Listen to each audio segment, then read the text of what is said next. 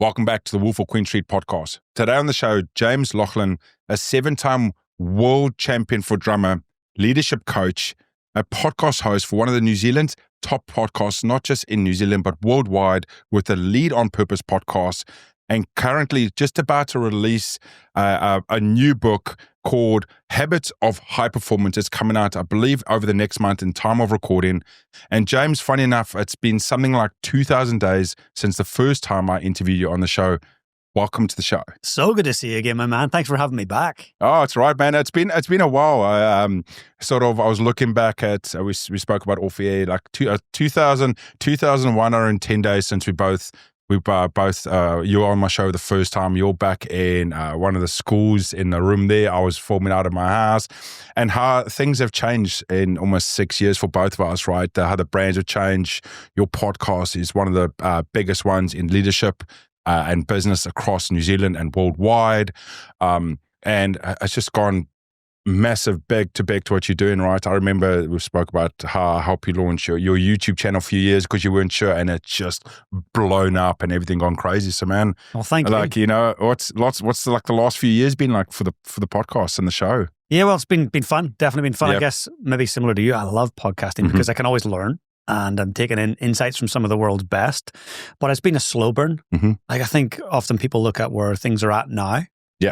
But you and I both know, like when we were chatting 5-6 years ago, we're both starting from scratch. And so it's been a great ride, sitting down with amazing people and learning lots and falling flat on my face lots too. I'll be totally honest with you. It's been good fun. And with the book coming out, that's been about 2 years in the works. In the mix. Yeah. So August 26th is release date. So depending on when this goes live. It's been a ton of fun. I think for me, I love conversing like you, chatting, talking, whether it's on camera or on stage. But writing, I found really challenging, kind of distilling my thoughts. And so it's been an interesting process. So James was nice enough to send me a copy of the book beforehand that I worked through over the last week. I must personally say, James, this is the first time in maybe about 5 years that I've read a physical book. I do like Audible and everything else, so it's not that I don't take in further education. But it was interesting going through. I made myself do 30 to 40 pages, at a time, and to do that 2 to 3 times a day. So it didn't feel too long-winded because I haven't done it for so long. So you go and, you pick up a book and go, okay, I'm going to do 2 hours. And then you get through it and you're like, you're half asleep on stuff like that. And it was such a great feeling of going back to something that sometimes we forget as a kid. Like, my daughter loves a book. She's got like 3 bookshelves, and it's something I almost forget how much as a youth. I told my kids the stories of how exciting day was going to the public library and your parents leaving you there for like 4 hours and you're just working your way through literature and just sitting there and like reading the first 20 pages. No, I don't like that. And then the next 20 pages. And then, it's such a great experience going back to a physical book, right? I'm with you on that. And it's interesting because people are saying that traditional books, that's dying. Talking with my agent in the US yesterday, saying the first time in years, book numbers are going up and they're starting to spike. People want to go back to traditional books because it slows us down. We're in this TikTok kind of quick, fast information. Slow down, deep learning, slow learning. So I'm glad you took the time to go through it. And yeah, I've got a whole lot of questions we'll get to in a bit about the book and everything else. But one point on that on the book, whoever your publication house, whatever, ask them nicely when they make it. Don't make it in that new like smell book. Can they make it like in that 1990s? That smell that an older book has. Yeah, I know exactly. You know what you're talking about, right? Yes, exactly. And it's one of those weird things I've told my daughter. So we'll go to books, and there's me and my daughter like smelling books and going, oh, that's and it's like anyone looking at us and go, what is going on with these people in the weird fetish of smelling books? But you can respect that. You know what that is, right? And that's why I still read books. I've got 5 or 6 books by my bedside every night, and I'll read a couple of pages of 2 or 3 different books. And it's the kind of feel, the look, the smell. Like, I love that. There's something about it. Yeah. So you just today you just did a keynote, right? So on day of recording, did a keynote, jumping back on the show. I mean, 5 years ago was you were a drum coach, 7-time world champion. Now in the leadership space, doing keynotes, one of the top speakers for celebrity speakers in New Zealand. I mean, you're traveling all over the world, all the rest of it. No, how did that convert? How did that journey jump across? Was that always the vision 5 years ago when we spoke? Not I know there was a glimmer, there was a little light bulb there, but was that the expectation? No, I didn't see the speaking thing being a thing at all. In fact, I was never comfortable talking in front of a large group. If I was talking about drumming in front of a small group, I can handle that. But being put up in front of 20, 30 people to talk about anything other than that, I would be a wreck and nervous and avoid it. So that wasn't the plan. But what did happen, and I guess depending on the age and stage of your listeners and viewers, I got to a point with drumming where it was a hobby. I became very passionate about it, was fortunate enough to do well with it, then turned it into a career. And I get to 30 and I go, I don't really enjoy this anymore. I've done it so much. It's now a chore. And what if I injure my hand? What do I do? Like, I'm James the drummer. I play drums, teach drums, sell drums, talk about drums. What if I injure my hand? That's my career gone. So I decided to pivot roughly around the time we talked and went back to uni. I'd never been to uni. I went from Northern Ireland, and that's a whole story in and of itself, straight to Vancouver, Canada, and New Zealand, playing drums at 18. So I skipped uni, did way too much drinking and partying, to be honest, but got to 30, just became a dad. I need to kind of future-proof myself, future-proof my income. So that was the pivot point, but I was scared. Like, what do I do? I don't know how to do anything else. How will I be able to go into any other industry? But going back, and I went down to Otago, did as a Bachelor of Applied Management, which is essentially the first 2 years of the degree taken care of, because they say you've done that in your real life. You've built a business and you've done your thing. You do 1 year and you unpack your whole life and all your achievements, your failures, and you apply the theory to that. So that gave me confidence to go, I could pivot in a totally different direction and not fall flat on my face. That was kind of the start of it. And what was the vision when you came out of that, right? So going 30, pivot, come out of the degree. What is the next expectation from that? Yeah, so I went, rightfully or wrongfully, I went to a Tony Robbins Unleash the Power Within event in Sydney. Are you familiar with Tony? I've met Tony. Okay, and I've crewed and stuff, and I've had the privilege. I'm a big Tony fan. Okay, so you know what it's all about. Yeah. So for the person that hasn't been there, 4-day event, 18 hours a day, you don't really eat much, you're in the room, you're learning a ton, it's high energy. About 2 days into that event in Sydney, I was like, whoa, I think I could help performers become high performers. And I think I could help high performers become world class using the skill set that I've built over the years in drumming. So it was Tony that inspired me to do that. And I came back to New Zealand and I thought, well, I want to get qualified. So I went down and did ICF, International Coaching Federation accreditation through a company here in Auckland. Then took on a few pro bono clients, started building a bit of confidence. Then word started to spread organically. Canterbury Rugby then eventually reached out just through a mutual friend. Actually, it was through Caroline. And they said, look, we'd love someone to come and do mental skills. Guys, I know nothing about rugby. Like, I'm not your rugby expert. They said, that's cool. We've got all the rugby experts we need. We need you to work on the top 2 inches. And so I've loved working with those guys. And certainly that has helped open up different avenues as well. Working with a lot of corporates. Probably 40 or 50 keynotes a year, and have a ton of fun. I really enjoy that opportunity to connect with people in different industries. And I find that most people have similar dreams, aspirations, fears, and challenges. And so my job is to try and help them unlock that. And I get a kick out of that. That's awesome. Let's go back to Tony. What are you still got the emotional, the music anchors from your UPW? Yeah. Dude, bagpipes and trumpets kill me. Bagpipes and trumpets kill me. Not as much bagpipe, but definitely trumpets. If I hear trumpets in a song, man, I got to walk out the room and be like, I need to be left alone. You feel it? Like, yeah, you feel it. Did you come away from UPW? Because a lot of people, it's interesting. I grew up on Tony. I remember seeing Tony in the 90s. And funny enough, one of the points I found out from your book, it felt very Tony-esque.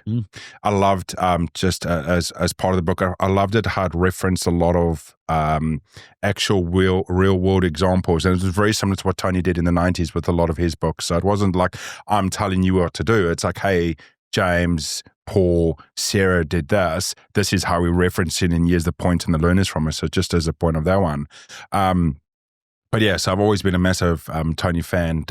Went to the event, I've crewed, been able to meet him for all of only about a few seconds. Massive human being. on all the rest of it. But definitely, I loved what it is. But then you get into the weird world of, and this is interesting, where I got to see the dark side of coaching. Yeah, and there is a dark side. The whole NLP dark side of coaching. So, where can we talk about that for a second? Yeah, please do, dude. I've spoken about this so much before. So go into your side, and then I'll give you my side. Yeah. So very interesting. So I obviously run my own event once a year. Yeah, and I'll tell you how I run that now. But I've learned how to do it by watching how I don't want to run an event.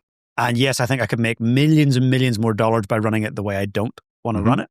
So Tony Robbins, case in point, you go to an event, there's a lot of neuro-linguistic programming going on. So anchors and emotional moments. I, that day, bought a $15,000, put it on the credit card, couldn't afford it at the time, but did it. Like, I need to do this. The platinum pack or something, right? Yeah, it was like one down from that. The platinum was like $100,000 or $80,000. Because you go to his house. Yeah, exactly. So I was like, $15,000 to go to Fiji. Yeah. And it's life and wealth mastery. Oh, yes, I remember that one, yeah. And I went there and met some incredible people, like awesome people. But the entire time was neuro-linguistic programming, selling, while you're in a very vulnerable position. Selling, yeah. And I felt like this just didn't feel right. And you were getting people when they were vulnerable and then upselling them to $80,000 programs and so forth.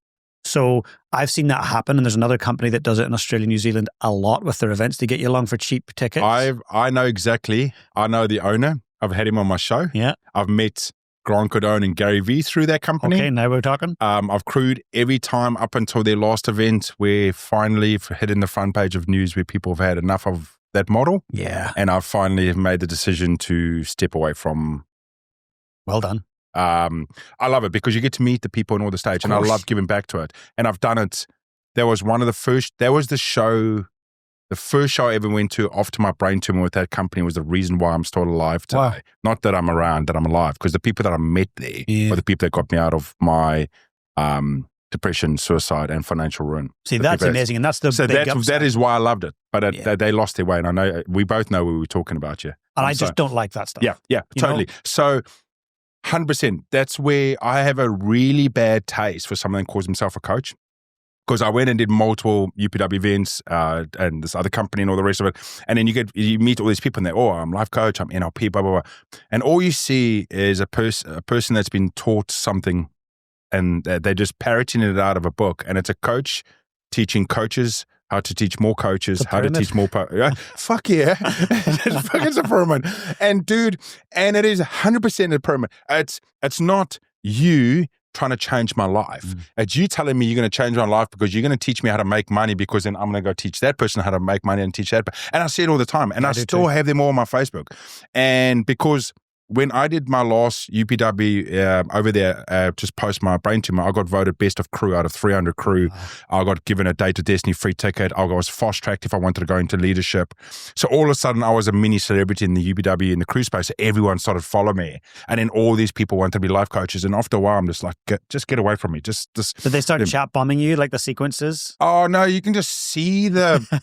You could see the Facebook post. Oh, my client A just made 20 grand last week and they came from this. Let me teach you how. And it's like, fuck off. Yeah, I can't do that. I just can't entertain that stuff. No, that shit. Yeah. And there's one or two that I still fully respect and I fully work with at the moment. And what it is they are coaches that have a crew that are fundamentally not teaching people to become coaches. They're teaching people that bring on clients that want to launch a brand or launch a business. It's real. So then I get brought in on the social media and podcast side of it.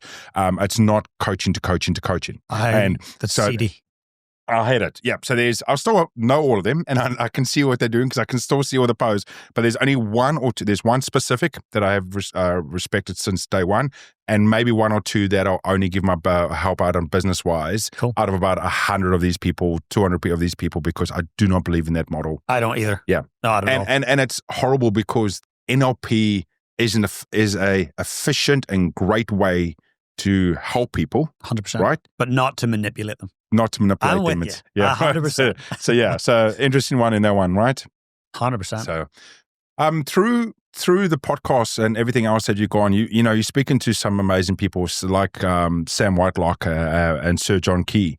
What is something through some of those high performers that you've had on your show is sort of something key that you've seen they sort of all have, or something totally different that they have to sort of a normal person?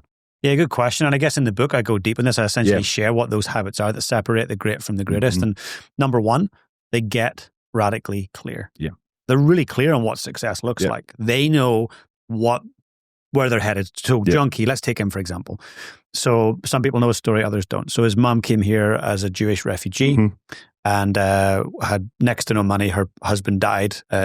She moved down to Christchurch, living on the breadline. And John goes to his mom at 7 years of age. Mom, I'm first going to become a millionaire and then I'm going to become the Prime Minister of New Zealand. And his mom said, good on you, that's awesome. I know you can do it. But she reinforced one thing, you need to get a great education. They can never take that away from you. And so he set about it, worked his butt off, went and worked with Merrill Lynch, made his millions, came back, became party leader and then Prime Minister for the National Party. A clear example of someone from a very young age who got radically clear on what success looked like.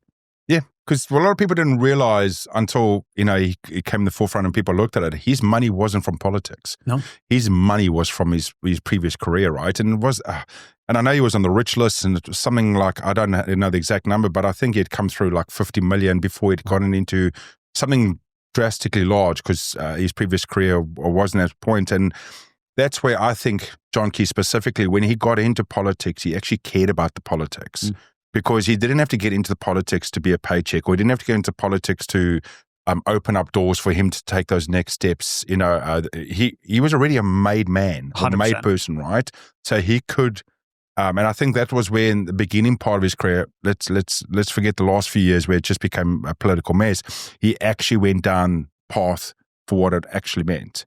And there's very few politicians in New Zealand because we're such a small country. We just bicker and bitch at each other and forget about making change. That there's very few politicians out there, and I know we said don't talk about politics, but hey, that actually care about doing the right thing. Yeah, and I think that's another thing that high performers that sustain it and stay the course, they do the right thing. They do the right thing. And it can be unpopular at times, and it might mean they don't take a shortcut. It takes them longer to get there, but in the end, they're the ones who endure. Yeah. And the other thing, Lawrence, I think is they always play the long game. I'm not, for example, some people love BNI. Business networking things, right? They love it. And I get it. Good on them. I don't.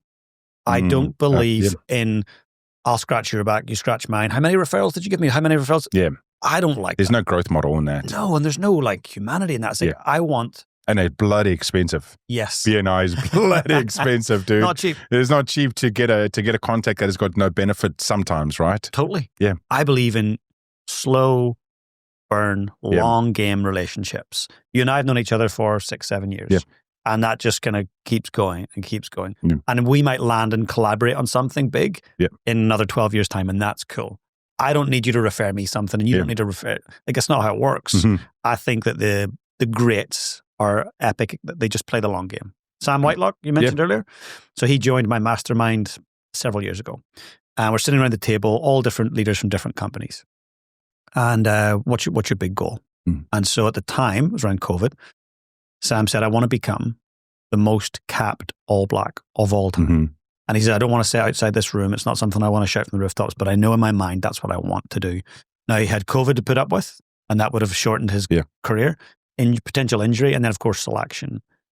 Look, the moment he ran out on the field and equaled Richie McCaw's caps, I was like, the hairs were standing still now thinking about it. And then when he beat it, it's like, this is epic. That's a sign of someone who plays the long game, who's deeply committed and is radically clear. Yeah. So that's, to me, those are things that I would notice from all the high performers, those little traits. Do you still pinch yourself some days when you sit down? Like I said, if you look at 6 years ago, you're sitting in the classroom, back room, you still pinch yourself. I still amazing the people that you've had on your show, and we've had some common people and across that, and the top people like Sir John Key and and Sam and the rest of it, and a lot of the other people and world leaders, and speaking to Sia Khaleesi's wife for the foundation, or sorry, I think it's ex-wife now. Sorry, and all the rest of it. But I mean, do you still pinch yourself some days and just go, holy shit? Yeah. This is crazy. Lawrence, you've got a journal of sorts too. I get my journal out every day. Yeah. And I write what I'm grateful for. And I'm like, oh, Jesus. Like I get to connect with that person. I get to learn from that person. I sat in South Africa a couple of weeks ago and sat down with one of my all-time heroes, a guy who's guided me through so many things in my life through his books and his speaking. And I got to sit down with him. And that was just afterwards, I was like, almost like a kid in a candy store, and like shaking with excitement. I was like, this is unbelievable. And so I never take it for granted that I have proximity to these people. It's a big privilege. And I try to use that privilege where I can to help others around me that maybe don't have the same opportunities for whatever reason. So I'm very grateful for it. And it is like, Jesus, I'm very lucky. Was it correct at one stage you got to hang with Francois Pienaar? Yes. How was he? Amazing. So Camps Bay, Cape Town, we sat down and had a coffee. That was not this trip, was a previous trip, right? Previous trip, right? Yeah. I'll send you a wee photo. He was great. Yeah. I'm a Nelson Mandela fanatic. Growing up in Northern Ireland, we obviously had a lot of unrest. Yeah. And so I looked at this amazing South African Nelson Mandela. I was 5 or 6 at the time when he came out of prison, as just this amazing light. Like, he's how we should lead. He's the kind of person we need in the world. And so I just started reading and learning. And then Invictus, the movie, came out. It was brilliant, yeah. I was like, I need to meet that Francois Pienaar guy. And so it's taken me about 20 years to get there. But sitting down with him was super special. Asking about the team, about the challenges, about Madiba. That was a really special moment. I'll never forget that, actually.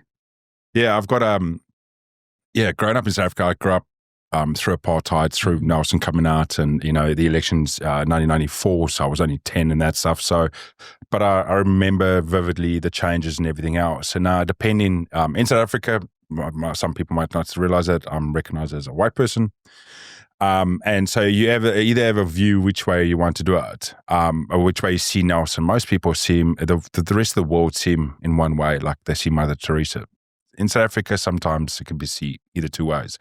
He was the right thing, or he changed what was actually a wrong thing previously as well. But in my new house right now, in my lounge space, is a big Nelson Mandela artwork. Oh, cool. It was something for many, many, many years. I've always wanted a piece of Nelson Mandela in my house. Beautiful. As a feature piece, not just a little thing on the corner shelf, but as a full feature piece. And fun enough, when I went back to South Africa 2 years ago for my mate's wedding, we bought a piece of artwork of a friend of ours. We just named it Our Lady, and it's sort of this old 60s ball dress lady that's just oil painted, and it was gorgeous. And we got that up on our entranceway, and so we had to go pick it up at our house. And we walked in, and as I walked in, on a back wall was this artwork of Nelson Mandela that she had done, and it wasn't 100% clear, and it has some drooping and almost like tears, but it's part of the artwork and stuff. And I walked in, I said, I don't care what it is. That is coming back to New Zealand with me. What do you want for it? You're radically clear on that. Yeah, I was like, I've been looking for many, many, many years for a piece, right? And I'm like, let's negotiate. I want that off. And she was like, that's her personal one. I don't care. Unreal. I'm taking that. We agreed on the price. Send me a photo. I want to see. I'll send you a photo when I get home. It's one of my coolest things. Funny enough, I do a bit of content in front of it, so do my kids do it, and it's sort of always worry because people either see it one way or the other. Of course, but most of the world understands with Nelson, and he was a great human being. I agree. Yeah, I sat down with his grandson who he raised, and learned some really interesting things about Nelson behind the scenes. I got lost by him though a little bit. I think generationally, it's a bit watered down. So I know unfortunately, I know that there's the legacy of Madiba in there, but I think that family's not lost their way without speaking out, but the true essence of, looking for a better world is not as strong through second or third generation past him at a moment. I think his granddaughter, one of them fell off and got herself in trouble. Wow. And South Africa politics and power. It's a very corrupt place. Very corrupt place, right? Yeah. And so, I mean, they're on the stepping stones of just being able to carry a legacy and just do great things. And I think power, if you're not ready for power or being taught how to handle power, it's the same as people that win the lotto, right? If you're poor today and you win the lotto, you'll be poor in a year. Yeah, just give it time. Yeah, just give it time, mate. You're gonna be poor again because if you don't know how to manage that or have people to support you, right? I get it. So, one more question before we're going to jump straight into the book. I've got some really cool questions about the book specifically, but there's one thing I wanted to ask you, and I think I asked you in the first episode we ever did, but it's been 5 years and a last change in life is, what does it mean to you to try and be a good dad for Finn? Good question. Well, I was only a few years into that journey when you last asked that. I think about Finn a lot. So he's now 9, and a lot of the decisions I make are around what's best for Finn and my family. And that's initially why I retired from drumming. It was the fact that it takes so much. I was out a lot. I like to say that family comes first, and I'd like to admit that I've not always got that right. And I thought to myself, well, look, if I'm going to be true to my word, I've got to actually level up. If I'm going to say that, I've got to do that. So there's a study done recently on CEOs, and it was 2,000, 3,000 CEOs. What's your number one priority? 85% of them was family. Okay, now show us a time audit of your calendar for the last month.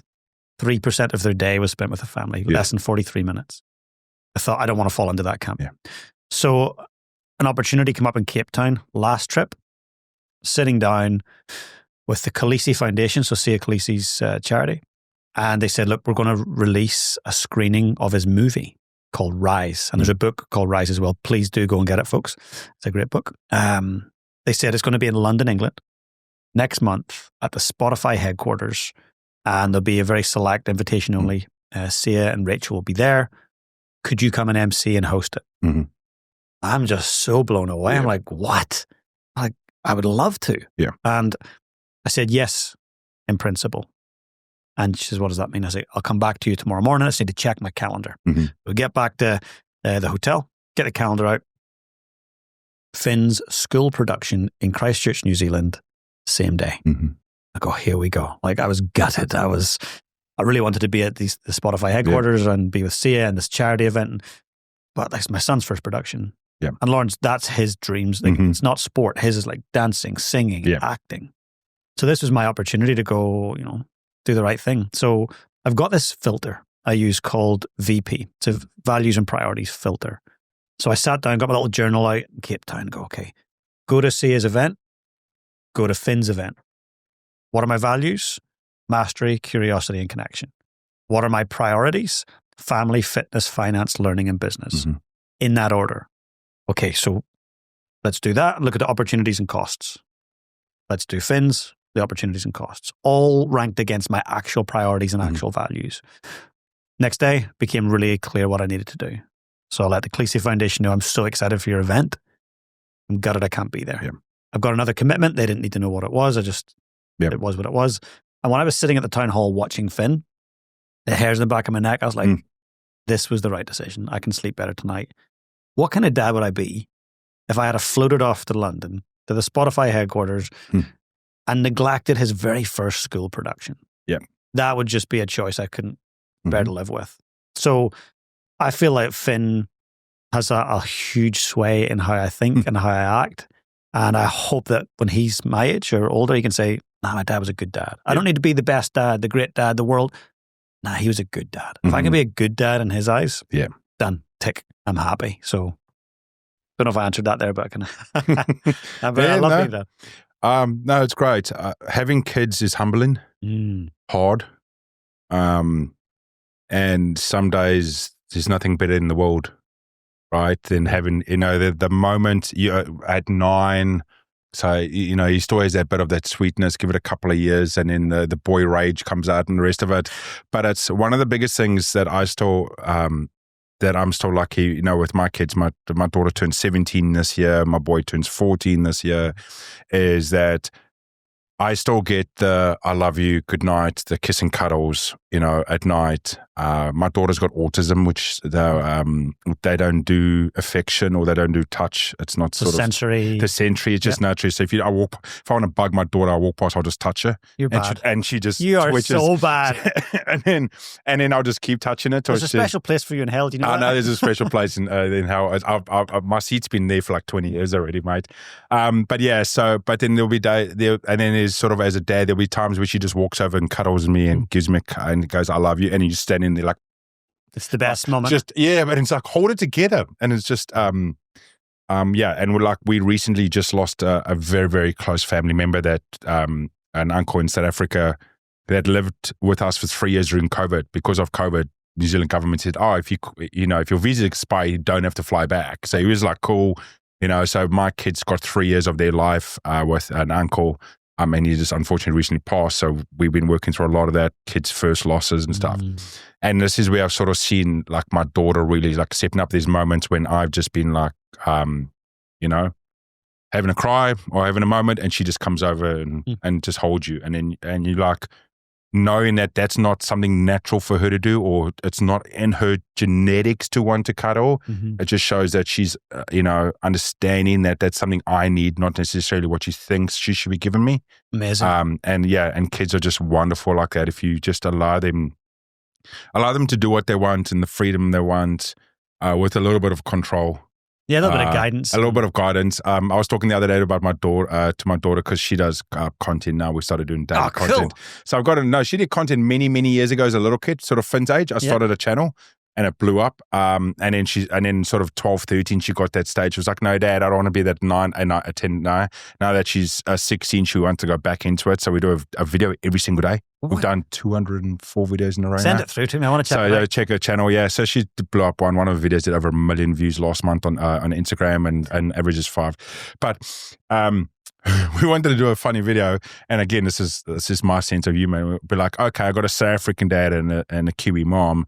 And it's this whole thing of like how my parents, like in my parents' day, how did they get told no, or how did they get told off if they were naughty? And the video would be like, oh yeah, my dad had a belt and a spoon and all the rest of it, but in New Zealand you only had a jandal. I love that. And she was like, no, we're not doing that. I'm like, it's so good. It is so good. I think that's dad jokes. It's not good. Oh no, look, then I go, my 13-year-old boy, so I go to the wife and go, hey, is this too far across the line? And she'll normally go yes or no, but then I have to go to the 13-year-old boy to go say if it's funny, and he'll normally go, yeah, that's funny or not funny. Because the wife will He's go, the decider. No, because the wife will go, that's not funny. And I show him and he goes, oh my God, that's so good. Because the audience is sort of the teen, pre-teen, teen and sort of older and stuff like that. So some of the jokes the wife does not get. That's priceless. And then I go to the 13-year-old and he goes, oh my God, that's good. That's so good. So the wonderful word. Yeah. Parenting is a crazy space and roller coaster, right? I agree. It's every day is a challenge. Every day is a new experience and unpredictable. Yeah. And everyone says, James, is Finn going to be a drummer? Is he going to be a world champion? I think, I hope he does what he wants to do. And so far, he's shown 2 days of his life where he was a passionate drummer, and that's been it. And I'm cool with that. I want him to do what he loves, which is dancing and singing. And go and do his thing. I've been lucky enough that my son is guy behind the camera. In one of his other alter egos is known as a man called Alex Savage. He's one of my favorite New Zealand pro wrestlers in the pro wrestling scene. So my son at 13 wants to become the future like John Cena. He wants it cool. So he trains and we're part of our local company and we go to see it. But one of the coolest things is he loves the scene so much and loves a lot of the guys, just like Guy and a few other guys. There's a gentleman that's just gone over, Sam got over to UK, his wrestling name's Spartan. And to my son, these guys are like heroes to him. And what is really cool, and sometimes I'm not thinking about it, it is how cool it is as a 13-year-old to be able to hang with your heroes. That's mind-blowing, in fact. And it's nothing big. It's not like him hanging with, the top. It's the thing that he loves, and in finding the people that are part of that he gets to train with and he gets to hang out with. And he's so knowledgeable. He watches it every single day, and we do videos where he goes 20 years back and he can tell you that match and we fought it and we won it and all that sort of stuff. He's obsessed with it. He's obsessed. Like he's got so cool. He's got so much clarity around this is what he wants to do. So I said, as a dad, I'll give you every single opportunity. And you can do this till you're 21 to make sure this is the way, because I don't mind if you waste 3 years after school. We've got so many years 100%. In our future, right? But you've got to put in the work. I can predict he will be a world-class legend. I can predict that right now. If he's so radically clear and he has this radical obsession and he's willing to do everything, he'll get it. There's days where we sit and say he started to go back and he's watching from WrestleMania 25, which is 1998. 98, 99, somewhere. And he's watching every single match, and then we talk about it, and he sits down when we do an event, he sits down with the other guys, and we go, oh yeah, that event in 2007 was a SummerSlam, and this person fought this person, and this was the storyline. That's gold. And I'm like, dude, I know I've had a brain tumor and most of my memory's gone, but I can't remember what I did this morning. Right? And at 13, he's just bringing out the stuff. Now, again, whether that converts into, being 6'3" and having the rest of the skills. But in that industry, there's a few things like if you can be knowledgeable and good on the mic, that reduces the needing to be 6'3" and high quality. Right? So there's ways to manipulate. Yeah. And then there's always outliers, but yeah, it's interesting. I'm excited to see what he does with that. That's seriously cool. So this is where the interesting thing is. He's got to do background and training for 3 years before any organization, because of his age, will allow him to step in a ring. Wow. So at 13, he's got to do 3 years of continuous training and education before you'll ever have an opportunity. Amazing. I mean, that's amazing for the fact that he'll be very well equipped. Yeah. So most organizations, and I know one that guys involved, they wouldn't even allow him. So I'm with an organization that I've known the guy that runs it for over a year and stuff, and we've done a lot of stuff. So he's given the courtesy and respect for allow Xavier to train. He's about 2 years younger than he should be to be allowed to train. But that's the big thing. And he's like, yeah, I'm happy to do 3 to 4 years before I ever have the opportunity Delayed gratification. Yeah. That's huge. Yeah. Most kids don't have that. Most adults don't have that. Yeah, and so we're starting to talk about who's his first match going to be against, right? Guy's name's come up a few times. This guy, Sam's name's come up a few times. The only problem is, I said to him was, if you go and pick one of what, Guy, you might still be around in 3 or 4 years. Possible, right? But I said to them, the only thing was, if you do your first match against a rookie, you can go straight in because you're both rookies. But if you go into an OG legend, he can carry you, but you have to be at a high enough quality that you both can step up. So it means he's ready, that means you might have to train for a year longer. You can't. And he's willing to do that. Yeah. And so it's like, imagine taking a schoolboy up and going, cool, you want to have an All Blacks practice. Yeah. He can't just step into that, right? There's a certain level. Yeah. So if you say to him, a schoolboy wants to go and step into a club rugby practice, he can do that. But that's the sort of the level that we're talking about. That's pretty cool. That's cool, man. Keep me posted on that. Yeah, I'll keep you posted on it. It's like 5 years, it's a 5 year long, slow burn, right? I love it. But let's get over into the book. I've got a couple of pages here, some cool, really questions from the book. Habits of High Performers, August 26th, coming out. What triggered the need or the want of wanting to put this book together?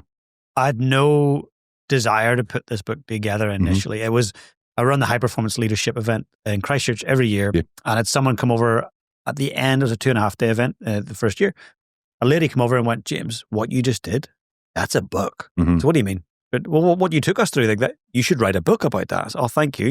And I thought nothing of it. Yeah. But obviously a seed was planted. So I kept doing the event, kept refining and calibrating the high performance kind of methodology. And I got about 3 years in, I'm going, okay, maybe there is a book here. And so one of my friends wrote a book, Sam Whitelock, with HarperCollins. So I got chatting to HarperCollins.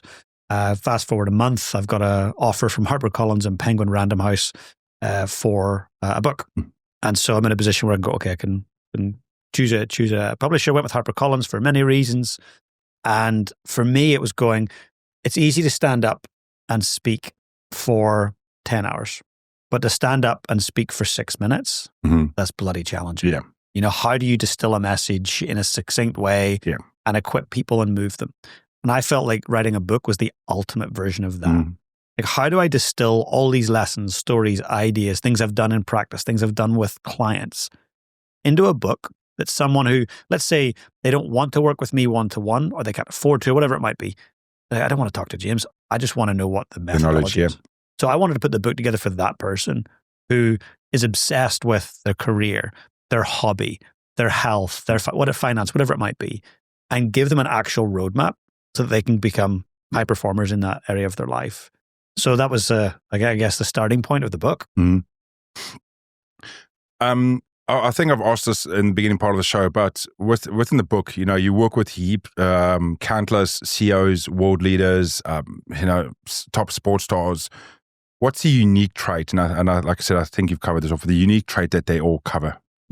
Yeah. So we did speak earlier about being radically clear on what they want. The other thing is this. they're full of BS belief systems. Now, I'm going to ask you a question. I want you to answer really honestly. And don't think about James's feelings. Just give it to me honestly. What's the first thing that comes to mind? And you can give me multiple things, but first thing that comes to mind when you think of an Irishman? Alcoholic. Yeah, there we go. This is good start. A good mate of mine's Irish, so shout out to him. Yeah. What else? Alcohol, good rugby, violence. Fiddly-dee potatoes. Huh? Maybe fiddly-dee potatoes. Yeah, potatoes, yeah. Right, good. So all these things are your BS. Guinness, yeah. Guinness, right. The leprechauns, all those things. So that's your belief systems. It doesn't make them right, doesn't make them wrong. They just are that way. High performers, the greatest that I've worked with, they're aware that their subconscious beliefs are either helping them or hindering them.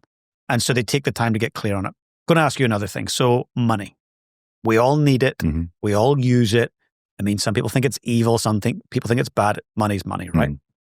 I grew up, and some people in my life when I was a kid told me one thing. Money doesn't grow on trees. Were you familiar with that? Yeah. Okay. Now that I don't think was useful for me. That certainly hindered my ability to make money, save money, invest money. So I read a book.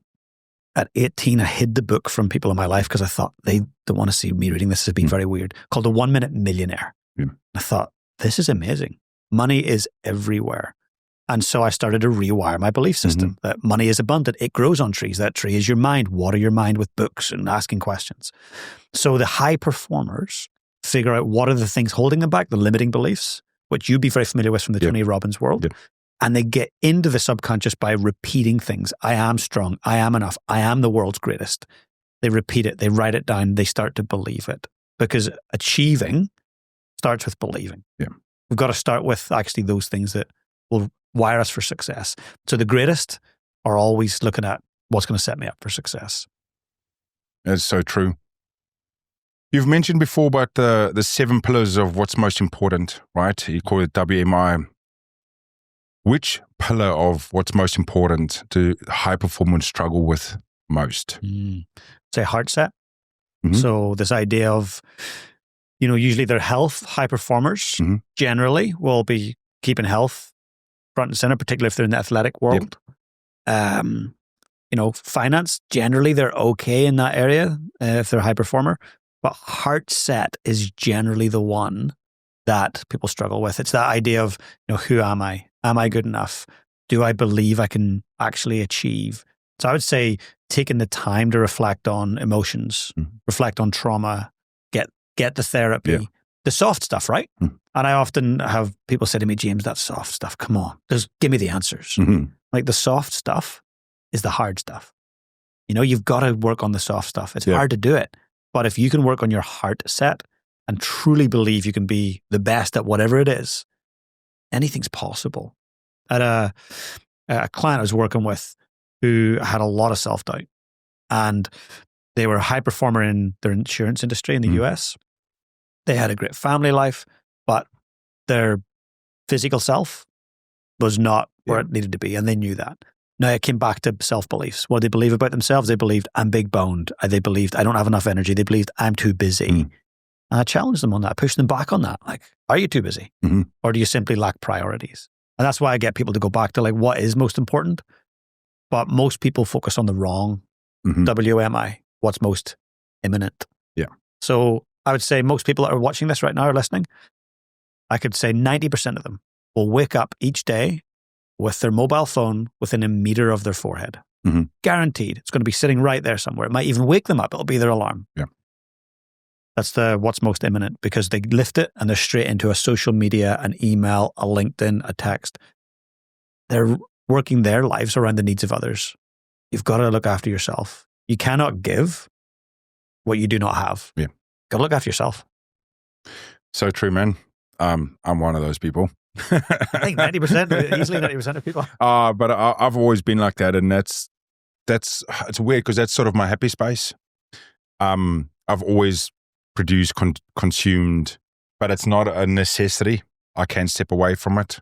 But I do think society-wise with our youth, we've got to check even, yes, they need to be brought up with technology to understand and to be able to use it. But there's even times with my kids where I've got to be like, cool, we've just walked out the doors there, the car's there, You don't need to go on your phone from there to there, right? Or we get in the car to go down the road to drop you off at the school bus, which is a 2-minute drive. You don't need your phone from there to there. Digital distraction, so yeah. So it's a lot of that. Or if they need it, is you can have music. Yeah. So that's a big thing. You can put music on. Or we put it away and we talk crap in the car and stuff like that. So, right. Adults are equally as bad, I have to say. I had a client who came to me, said, James, I'm really struggling with the numbers. Yeah. What do you mean you're struggling with the numbers? Well, I'm not writing what I used to write. The revenue's down. I said, well, what's the problem? Oh, I'm so busy. I say, are you? Give me your phone. So he gives me his phone and I get the old screen time up. Yeah. I say, mate, what app do you use the most? He went, I don't know. I say, it's Facebook. This last week, 8 hours and 51 minutes. Yeah. What's your next app? TikTok, 7 hours and 23 minutes. I says, okay, now, before I kind of get into it, how many clients did you get off or continue to get off Facebook and TikTok? 0, James. So, okay, you don't have a busyness problem. You have a priority problem. Yeah. So it's getting clear on, we can tell ourselves we're busy, but as adults, we can get distracted by this thing big style. Yeah. So, discipline. So true.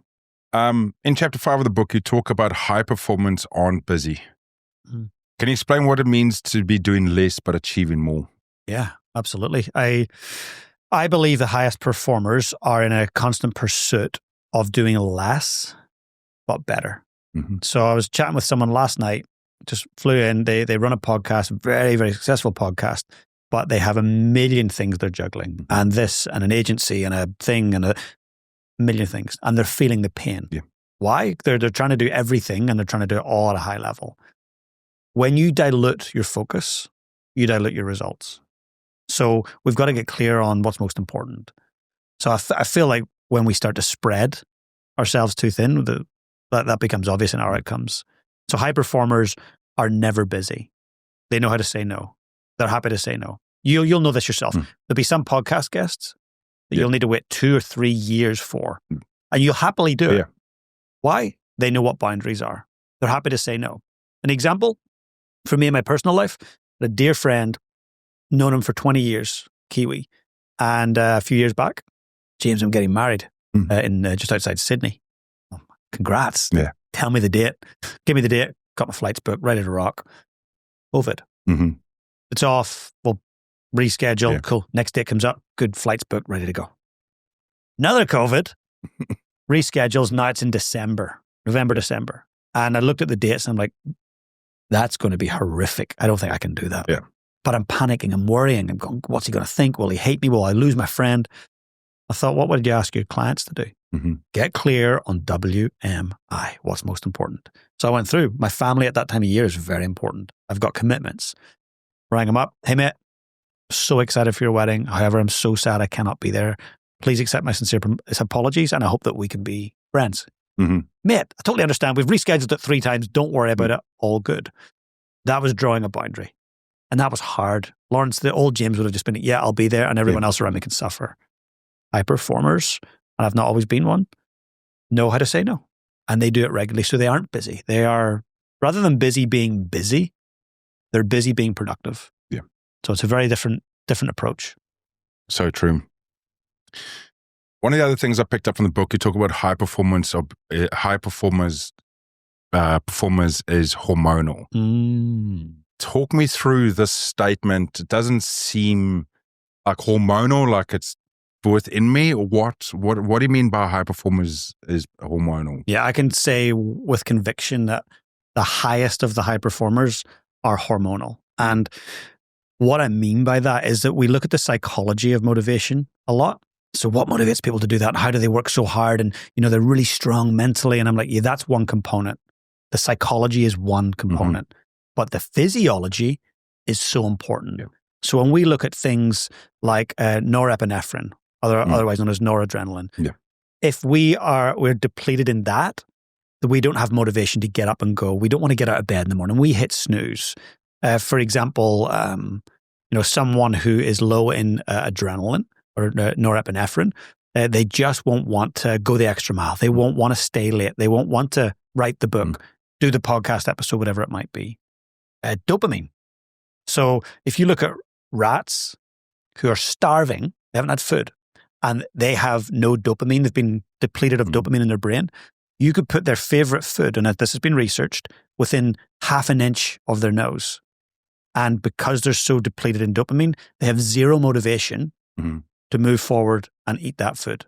So if you and I have low dopamine, the chances of us being motivated to do the things and follow our dreams, so low. So people are trying to work on the psychology and planning and all reverse engineering success. God, make sure you look at what's going on inside. You know, if you can dominate what's happening inside, you can dominate what's happening outside in the world.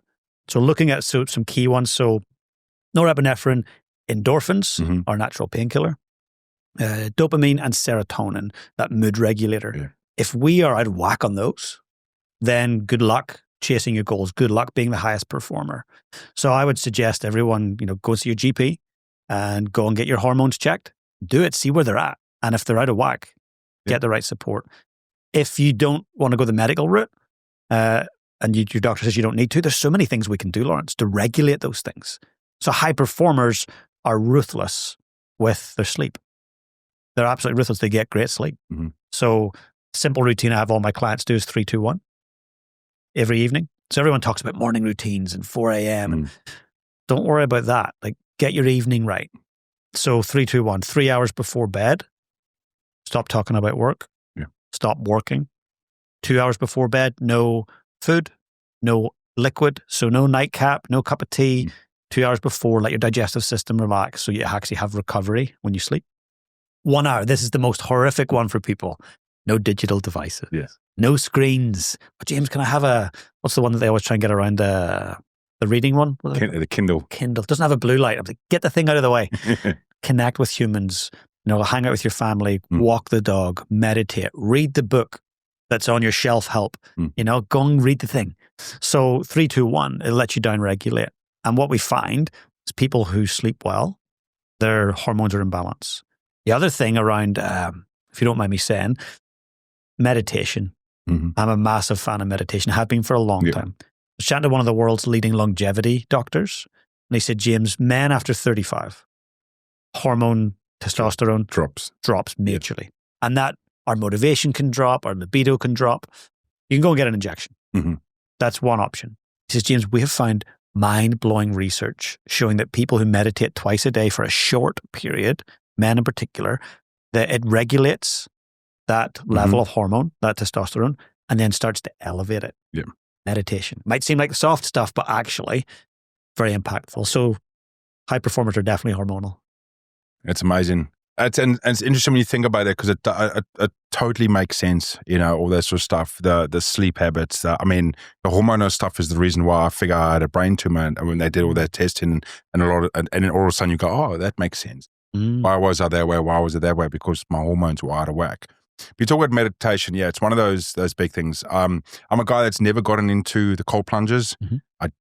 I got my wife into it. She does cold showers and it really helps her. And the meditation's fine, journaling a little bit, but geez, man, I can never do the cold plunges.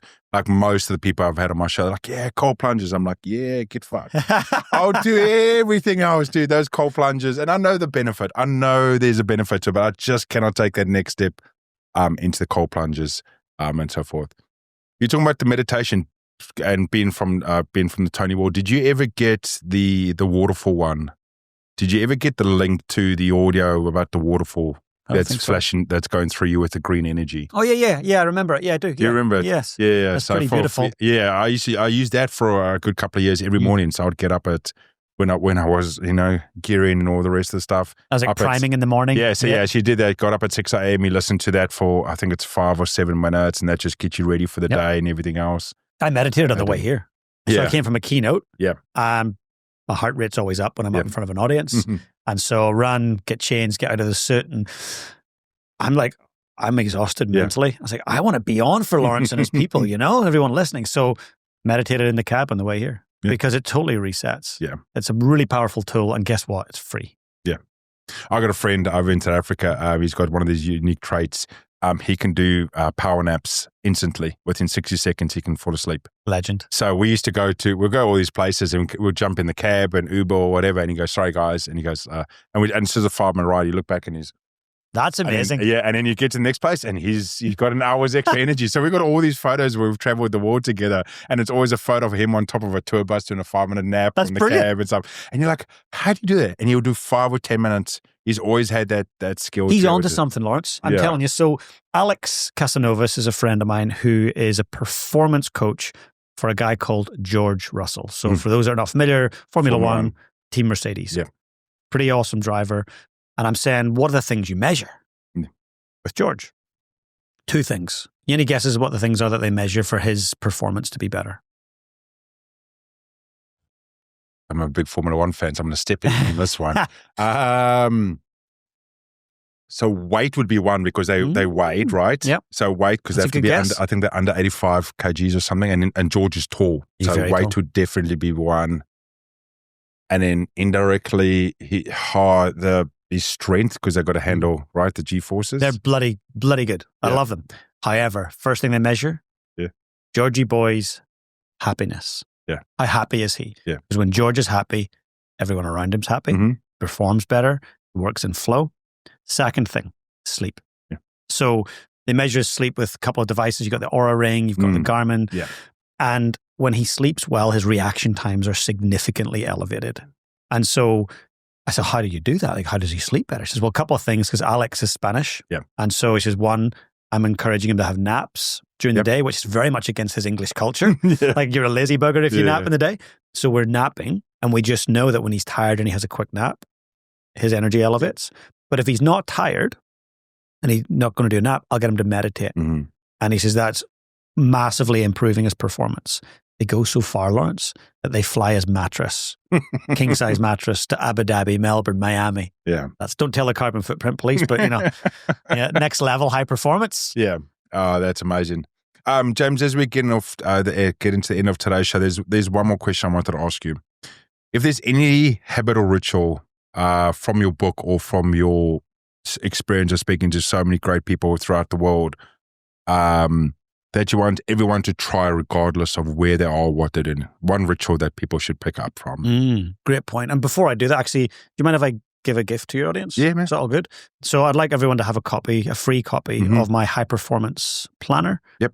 So if they go to thehabitbook.com, and I'll send you the details through, but thehabitbook.com, they can purchase my book, and with that, they get the free high performance planner and the full high performance system.